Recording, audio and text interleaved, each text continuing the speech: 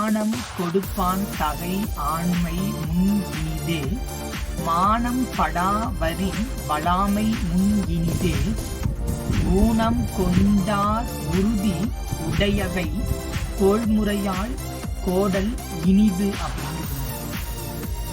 பொருள் எல்லாவற்றையும் பிறருக்காக கொடுத்து வாழக்கூடிய வாழ்வும் இனிதாகும். மானம் அழியாமல் நல்ல முறையில் வாழக்கூடிய வாழ்வும் இனிதாகும்.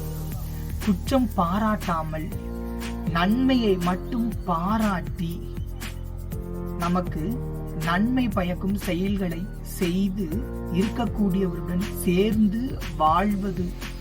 இப்படி யாரெல்லாம் வாழ்றாங்களோ அவங்களுடைய வாழ்வு இனிமையாகும் என நான் நாற்பது அழகா கூறுதில்லை.